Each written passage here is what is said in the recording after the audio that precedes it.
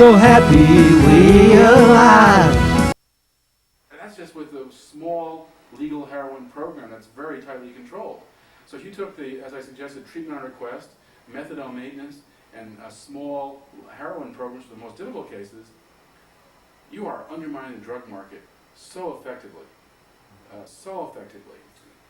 You know, one thing is, backing up just a little bit, it seems like the social context in which the war on drugs thrives is to some extent built on a massive, gigantic, huge process of public disinformation that amounts to billions of dollars that have been spent to get the American public to think about these issues in certain stereotyped ways. No question about it. For instance, and some of these issues are covered in Dr. John Morgan's book, Myths, Marijuana Facts.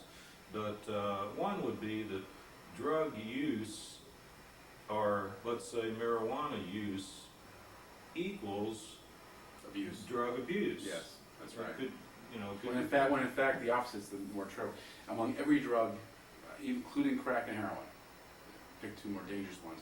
If you look at the surveys done in the United States by the U.S. government of drug use, what you find is the vast majority of users of every drug use occasionally. They're not addicts, they're not daily users. They use once a month, a couple times a year. They're not hardcore users. And so the fact is, the vast majority of users can use these drugs responsibly. And because we've raised to face that reality, we have designed a drug war that assumes everybody's an abuser. And so, and because we have that false premise, the policies don't fit, they don't work.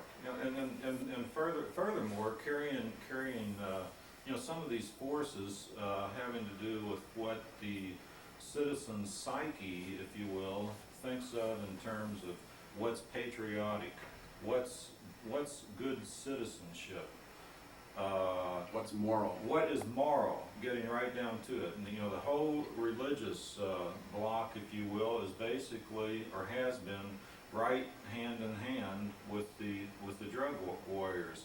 And part of the thinking that this is based on is that it's not a matter so much of what someone is like in their heart, how they treat their fellow man, whether you're honest and straightforward in how you live your life. The only thing that counts, according to this paradigm, if you will, is the only thing that counts is whether somebody Is a drug is user. a drug user or not. It's not a matter whether they cheat on their wife or steal or Pay their mortgage or pay their mortgage or anything. It's just all you do is identify yourself. I don't do it, And do you have any comment on? No question. Drug users have been very effectively stigmatized by our approach to drugs, and the result of that stigmatization is to make things worse. It increases the chance of negative consequences. It means that, for example, a heroin user is going to be using in a shooting gallery rather than the clinic. It means that a marijuana user is going to be likely to be hiding from parents and authorities, and therefore smoking in a car, increasing the risk of a negative result. So the stigmatization of drug users actually makes things worse and makes the problems worse. And that's why after the last decade, we have spent, as a federal government only, about $200 billion on the drug war. $200 billion with a B. And if you add the state and local governments, it's about equal to that. So you're talking approaching $500 billion on the drug war in the last decade. And the result, we have the record high overdose deaths last year. We had near record high emergency room admissions. The year before was the record. Near record high emergency room admissions of drugs at the hospitals. Half of new AIDS cases coming from IV drug use. 90% of pediatric AIDS cases coming from IV drug use. 65% of women with AIDS coming from having sex with an IV drug user or using IV drugs themselves. Adolescent drug use increasing by 50% while we're spending nearly $500 billion. And this is happening, all these failures are happening at a time when we're having record arrests, record incarceration, and record seizures. In other words, the drug war is meeting all its goals. They're arresting people, putting them in jail, and taking their drugs in record numbers. And yet, in record numbers, we're seeing more damage to society and to the individuals involved. And so, if that's not as clear as it can be, that no amount of money, no amount of force is going to win, because we're spending as much as we can, and we're arresting as much as we can, and it's still making the problem worse. And so it's obvious, it's kind of like bloodletting used to be, you know, you're a doctor, as a therapeutic approach. You know, the idea of taking blood out of people to cleanse them actually killed patients. But it took years to figure that out. And we're in that kind of situation, I think, with the drug war. We're bloodletting the culture, we're bloodletting the society, and it's killing us. It's the round peg in the square hole being slammed and slammed and slammed, not only destroying the peg, not only destroying the hole, destroying the whole game board. And now we're going into this Colombian drug war, which is a morass like Vietnam. We're getting into a civil war that's 4 decades old.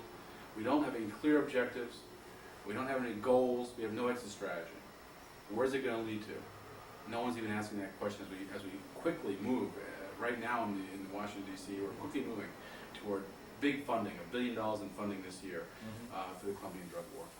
So, just hearing you put it all together like that reminds me in the back of my mind of the book I once read. I think it was called March of Folly. Oh yeah, and part history of wars. Yeah, it's like there's, everything's logical, and someone like yourself has the insight to elucidate the insanity and the ridiculousness of so many policies and so forth, and yet, in spite of that, the folly continues, and myself as an outsider in a sense to the inner workings of the movement,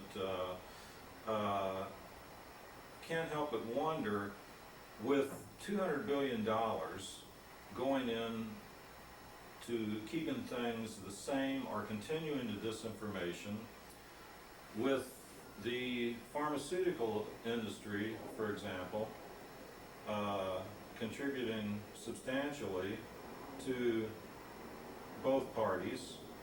They have a very definite stake in this matter, although as a physician, I don't think that modern medicine is threatened whatsoever.